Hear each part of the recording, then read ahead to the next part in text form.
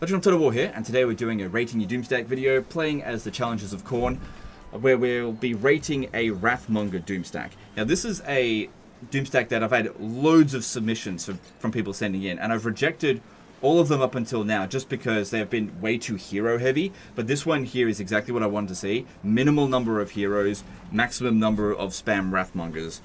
So what we've got here, 18 Wrathmongers, we've got Scar Bloodwrath, which specifically boosts these units, so that's what we do want to see that in there.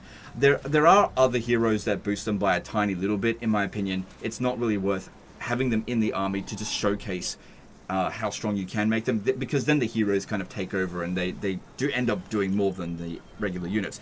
And we've all seen hero spam Doomstacks. And then we've got a Bloodspeaker Lord here. Now, most people that submitted a Doomstack of these units actually used Arabal the Undefeated, and I thought that a Bloodspeaker would be better because Arabal doesn't boost these units by as much, even though he is a much stronger lord, and his boosts are more centered towards, in my opinion, Skull Crushers. That's what he should be focusing on, but I'll do a little bit of a comparison on what they can do.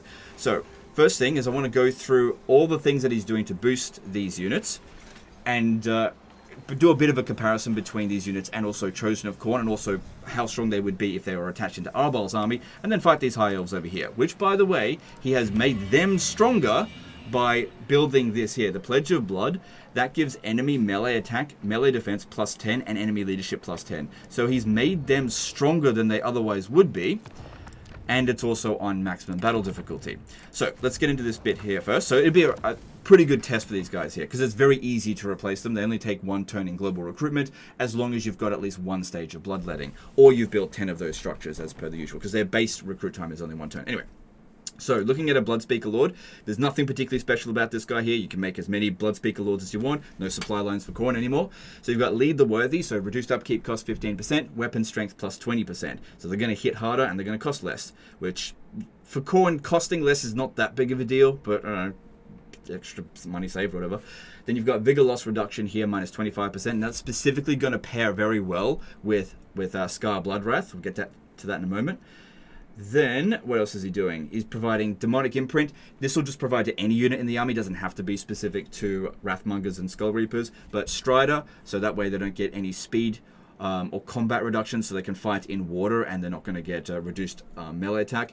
Their speed is increased by 15%, which is particularly good for an infantry unit. So that way, if you're going up against fast units, you can maneuver them a lot better. And that's going to give them an edge over units like Chosen, which basically once you've commit them into a fight, they kind of can't get out of it because they're so slow.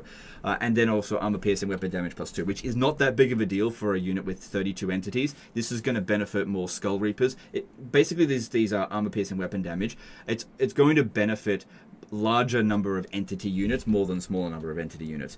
Okay, what else have we got in here? And nothing else that's specifically going to boost those units, apart from the generic red line. Every Lord of Khorne has got this line here. But if we have a look at it, Blood-Soaked Champions provides extra armor, melee defense plus 6 for those units, and then over here at Khorne's Chosen, you've got melee attack plus 5, melee defense plus 5, and extra physical resistance plus 10. So Arabal is going to be able to provide that on his own. It's the unique things that we really want to have a look at here.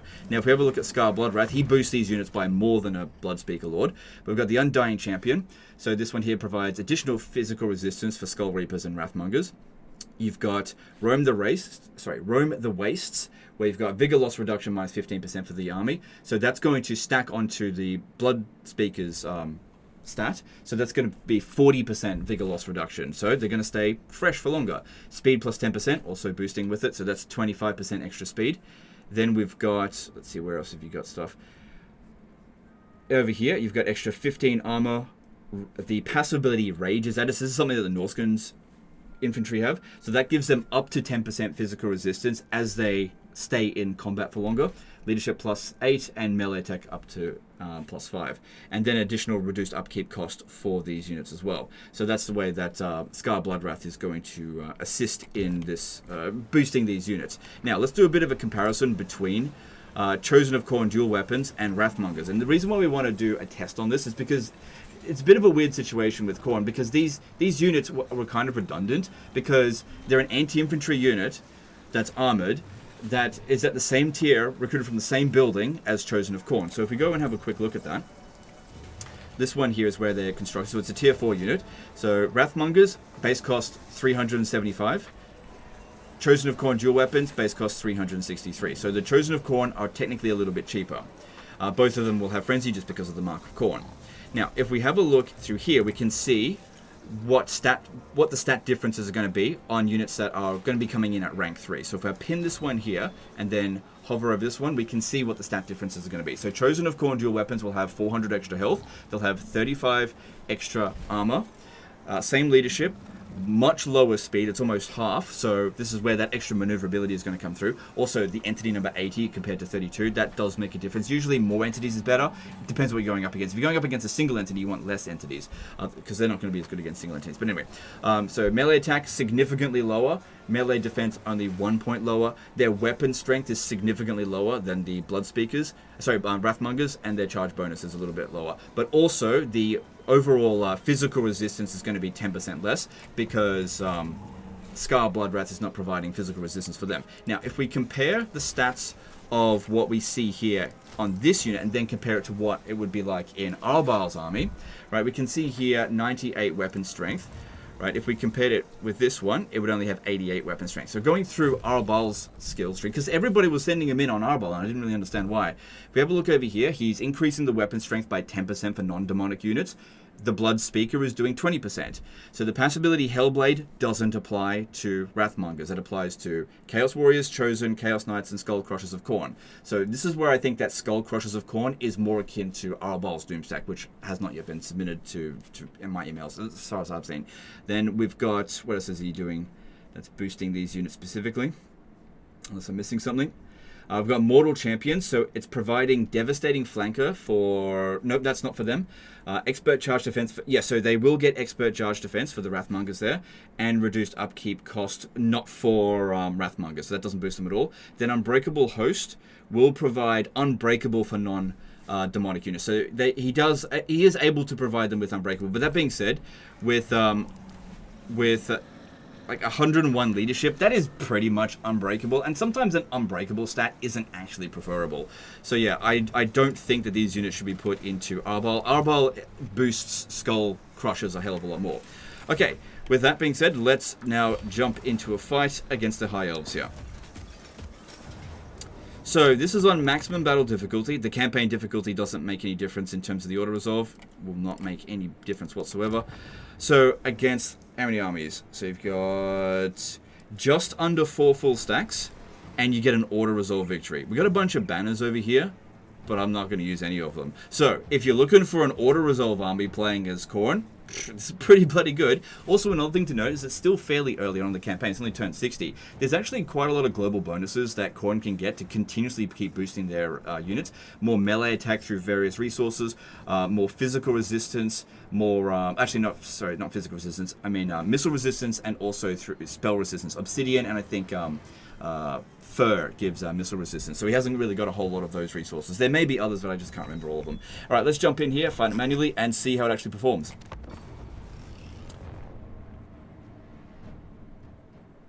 Because yeah, just because it gives us a good, it gives us a win in auto resolve. So in order for this to be a good army in manually resolve, it needs to perform better than a Pyrrhic victory. Now, we do have a bit of an ability to heal them with the Blood Speaker's ability. Also, because he's on a Chaos War Shrine. How fast is he actually? 51 speed. Oh, he won't be able to completely keep up with them. Okay, I think this is the kind of army that we shouldn't give the enemy any quarter, and we should just rush at them. Vanguard deployment would definitely be good on these units, but we don't have that. Fighting in the forest would also be good, but since the auto-resolve was giving us a good result, I'm just going to charge right in. How fast is he? So he'll be the first one if I send him in, that's fine. Legend, why didn't you use the banners? No, it was already too easy. And don't forget, these units have been boosted thanks to the cult. Alright, so just chuck them straight in. And let's see how they perform. So, when it comes to the Blood Speaker, there's various things that we can do. It's actually a really good lord. So you've got Wild Abandon here. This is really good for summons. You pop that down, because summons die anyway. Popping that down keeps them in longer than they're supposed to. And it lasts for 50 friggin' seconds. So who cares if they lose 24 melee defense? It also makes them hit harder. But putting it on your regular units is a bit iffy. Okay, so I'm going to get into a control group here and just charge on in. So we have to do minimal micromanagement, because that's sort of one of the key things for a Doomstack, is for it to be completely idiot friendly. Sorry, not idiot friendly, like just easy to use. So you can see we're taking a fair bit of damage straight away. I'm not going to use any of my army abilities whatsoever. And they got Sisters of Avalon there, but once we actually get into melee, and this is where all that extra speed really comes in handy, we're able to close the distance really quickly. So they shouldn't be getting any speed or melee attack reduction thanks to having Strider there. Yeah, close the distance so they get fewer volleys in on us, basically. So we've got this one over here we can use to heal some of our units. It will damage our Blood Speaker, but it'll be fine. So I'm not going to use any army abilities whatsoever. We're going to handicap ourselves, a bit. Our main thing here is to test out these units. As for Scar Bloodwrath, I mean, he can come in and fight, but I'm not really going to focus too much on microing him. So far, I don't think a single Blood Speaker has been killed. This one's... Yeah, there we go, it just died. One casualty so far. Fucking shit! What a crap Doomstack. You already taking a casualty? Now, getting into a blob would really benefit the this unit here, but because it's the High Elves, we really shouldn't. There's all kinds of shit that they can do to us. We don't want to be in a blob. Also, running units down, pretty damn easy with these guys, so that just doesn't give them a chance to rally. Okay, are we ready to do... No. Got another summon here. Main thing that we want to do in these rating Doomstacks, especially when you've got an auto-resolve win, is try to rely as much as possible on the actual unit itself. Where is this one? Right, it's fighting Elsa. Well, that's why that's taking damage. I tell you what you could do. You could go Wild Abandon. That way they're not going to take any casualties. Well, especially if they're not in melee. And then what you do is, right when it's about to expire, put down the heal, so they recover whatever damage they suffered. Okay, we got men coming, well, elves coming in from the forest over this way. So we definitely want to be fighting them in the forest. That would be ideal. So how many kills has Elsa? He's got 4 kills. In total damage, 6,000. That's a fair amount. So we want to heal this one here. Yeah, you can provide Unbreakable to them anyway with this. Like I said, not needed. What are you doing? Oh, right, you're chasing this dragon down. It's shattered. You don't need to do that. Get back over here. Okay, we got Tyrion over there. We need to go send some guys over there to support. Legend use this. No. We don't need to. We don't need to. So we go and fight Tyrion. So if Tyrion level 17 loses to a tier 4 unit, that's fairly embarrassing for him. Because considering, you know, he's one of the most elite fighters in the entire Warhammer setting.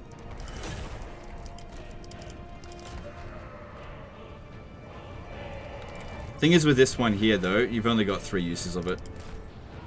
Put that as well. That's pretty good. That's like a Mortal Ascension effect. Or temporary Mortal Ascension effect.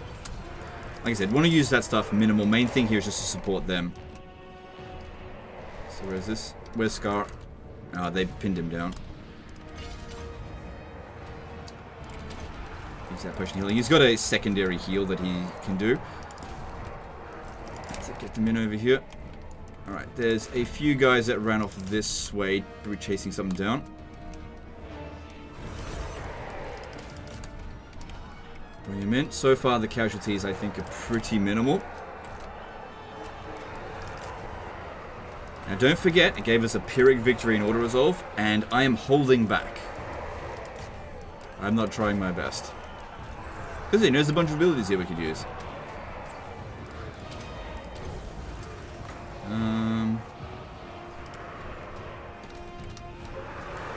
So Tyrion has managed to kill 5 of them. Alistair kind of did better.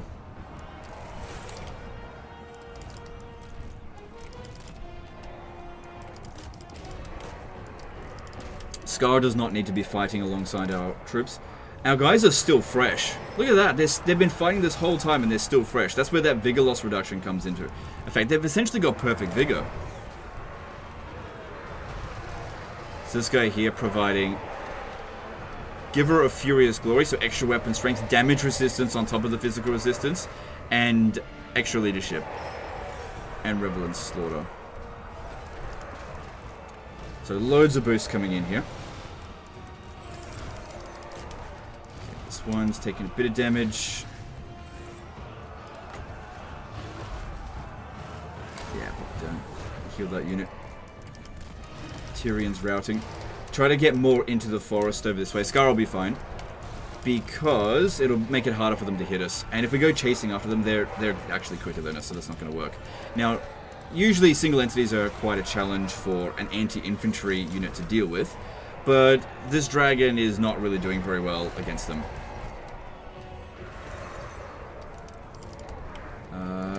Yep, Logan caught those guys over here. I need to bring them back around this way. I've used up all my heals now. But healing is not really a Khorne thing to do. But, you know, you get a little bit of it. So what we do here... No. That would actually hurt us. It's best to use that on summons. Well, we do have access to a summon here. Like I said, I'm not going to use it.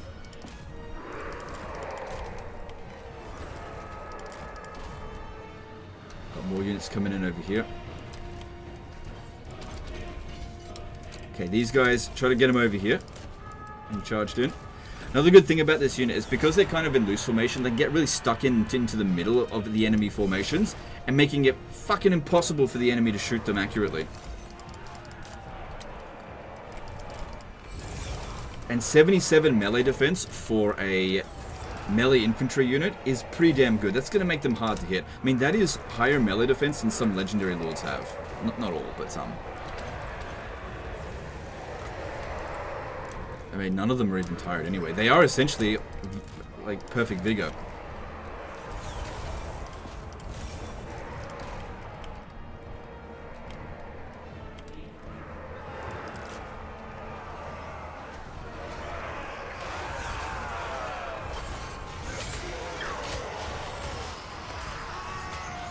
Yep, absolutely kicking their ass out here.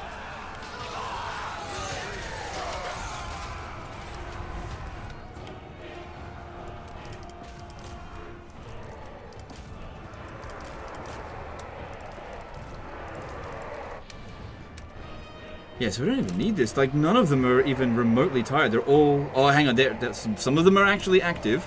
The thing is, if they take a brief break in the fighting, they pretty much recover their fatigue straight away. Alright, what's this one here? Are you doing any serious damage to us now? You can eventually get all of your units up to maximum spell resistance playing Khorne if you just go around the map and get all of the... Oh, this is a good opportunity over here. Oh, that would be amazing, but like I said, I'm not going to do that. It's not a disaster battle.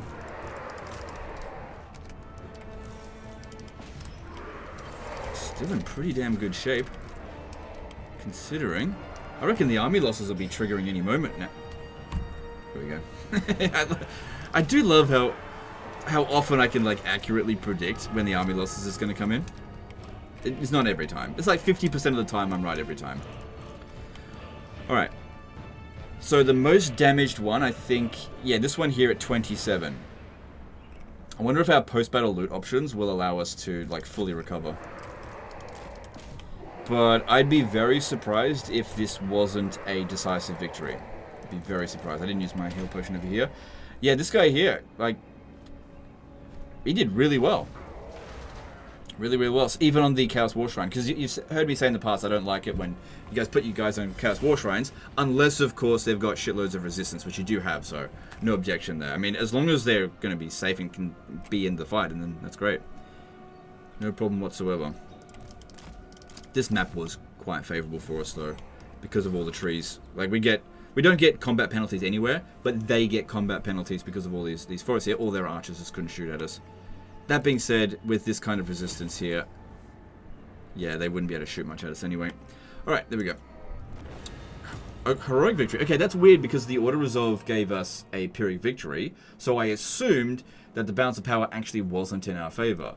So, it actually Sorry, I assumed that it was in our favor. Bloody dyslexic. Well, apparently that's not even the right word. So apparently the balance of power wasn't in our favor, because you can't get a heroic victory if the balance of power is in your favor. But the game must have just recognized that even if it wasn't in our favor, we're still just going to kick their ass. And also, I didn't use any of these banners. Not that it would have made a huge difference. We might have saved one of their lives. It wouldn't have made a big difference. So yeah, if we use this, we fully recover. Oh, no, maybe one of... Actually, Scar Blood Wrath is taking up way too much of the replenishment there. If he had fully healed in the battle... I wonder if there's something that we could do to give him a regen, like an item or something. I'm pretty sure Khorne did have something. Oh no, you got a banner that you can put on him. Yeah. Then we would have been able to fully recover this. Oh, I did have the banner. I didn't use it. Because he was in combat pretty much the entire time. He would have been at full strength. I just did use it. Yeah, legend, you noob. Look, I used a bit of restraint because... Yeah, this is a really bloody strong Doomstack. And it just got a little bit stronger. Hang on, it's this one here. Yeah, he had the Blood Feaster's banner. So if I had placed that on him, he wouldn't have taken any damage. And yeah, so we've only got like one casualty on some of these guys here. Also, they could have gotten a little bit of extra boost with spell resistance, but I don't think they even casted any spells on us whatsoever. So yeah, in terms of rating this Doomstack, let's see. You can actually reduce the upkeep cost significantly more than this just by accessing further into your bloodletting as well. Plus global bonuses of getting gold resources will reduce your upkeep. You could probably even get this to being absolutely free. I mean, look at them now. They're now 83 gold. And they're just in like this stage here, I think. I'm not entirely sure. Okay, so rating this. It's a melee infantry Doomstack. It's kind of on the same tier, I think, as the Blade Singers, because most melee infantry Doomstacks are like a 7 out of 10. They're all right, but this was really friggin' good because they're quick, like 58 speed on them. That's as quick as a troll, quick as most ogres, except for Nurgle ogres. That's really bloody fast for an infantry unit. It's not going to catch everything, but it's going to catch a lot of things. Got your just really good combat stats in here. It's really cheap. It's Scar Blood Wrath, no upkeep cost on him. Fairly easy to get to tier 4. Did he manage to research... Yeah, he didn't even research the technology. You should try to get this early. Growth per region plus 10 after winning a battle or provinces. So you research that. I usually research this first, and that allows you to just pump up growth really quickly because all the battles that you'll be fighting playing as Khorne, obviously, you'll be able to just pump to tier 5 even earlier than what this is. Yeah, getting this Doomstack set up by turn 60, so it's really easy to get. It's really cheap to recruit. You can replace your casualties quickly. You can boost it by a ton. I actually think that this here is basically one of the best melee infantry Doomstacks that you can make in the game, period. The only one that I think that it may give it a run for its money would be a Blade Singer Doomstack. That one was truly fantastic. And the thing is, Blade Singers can actually heal because they've got access to life magic. But I think that that Wrathmongers would kill them quicker, but they tend to have a lot of physical, more physical resistance than this. So I'd like to see that, I guess. But the AI will not build that organically. You'd have to have a multiplayer campaign, another person test it out, and that would be pointless for single player. It's not going to serve anyone. But yeah, that's the only other melee infantry Doomstack that I think compares to this. I can't remember what I rated that particular Doomstack because that was 4 years ago. I think I rated it like a 9 out of 10, and that's what I feel about this one here. Although, I kind of feel like giving it a 9.5 out of 10 just because of how cheap it is, how easy it is to recruit, how easy it is to replace them. All of that does make a huge difference. It just is not going to impact on your economy. Most Doomstacks are usually really expensive or really difficult to recruit, time-consuming, or you get them way late in the campaign, at which point the campaign's over anyway. But you get these guys not too late. You could always go with a Skull Reaper. There's not that big of a difference between a Wrathmonger and a Skull Reaper, and it would be pretty effective. You can get Scar Blood Wrath pretty quickly as well. So yeah, I'm leaning more towards a 9.5 out of 10. I do think that the enemy that we went up against was a little bit easy for them. But that being said, the only way we would have fought a more difficult army is if it was like an endgame crisis 4-unit spam of elite units. And he did try to boost them as much as he possibly could. So yeah, I'm leaning towards 9.5 in terms of this Doomstack here. I'm trying to find any real faults in it, and I can't. So really bloody strong, works very well. Even this guy here on the Chaos War Shrine did really well. And he doesn't even have a hell of a lot of territory for a lot of resources that are potentially out there. If we were to show some of it, for example, iron will provide you with armor. If we've got visibility over... Yeah, here's some. Oh no, this one here is only for characters, isn't it? This provides... Yeah, hit points for all characters. That's not going to provide anything. What provides... Does this provide anything for them? No, that's just growth. Just trying to remember. Yeah, Obsidian does. So you get some extra spell resistance from here. You can actually build the Vault of Nagash. Wine. Does wine do anything? I can't remember. No, it doesn't do anything for them. Gemstones, I think that's just money. No, and heroes. Yeah, this is money and heroes. Okay, and then this one I think provides missile resistance. So 2%, not that big of a difference. But there's loads of fur resources around the map, and that will help them out because they were getting a shot a fair bit. Let's see, what was the other one that could boost them up? Not entirely sure. I think he's finished all the technology for them as well. So yeah, Blood Whirlwind and Rage Within. Let me just check if I go Wrath. Yeah, it's all the Wrathmonger technologies have been boosted there because it would be highlighted if it wasn't. Okay, yeah, so I'm going to give this 9.5 out of 10. And I reckon you can get this set up a lot earlier than turn 60 as well, if you really put your mind to it. And of course, playing with this with the Challenges of Khorne is ideal if you want to make it cheap, because you've got the reduced upkeep cost for non-demonic units. But I still think you can get it faster playing as the Skull Taker, just because you can get to tier 5 quick, or tier 4 quicker with him, just due to his bullshit with the Skull Cape, but it's entirely up to you. I don't think it makes a difference which way you want to play it. Anyway, that's the end of this one here. Hope you guys enjoyed it, hope you learned something. Appreciate you. And we'll see you next time. Later, guys.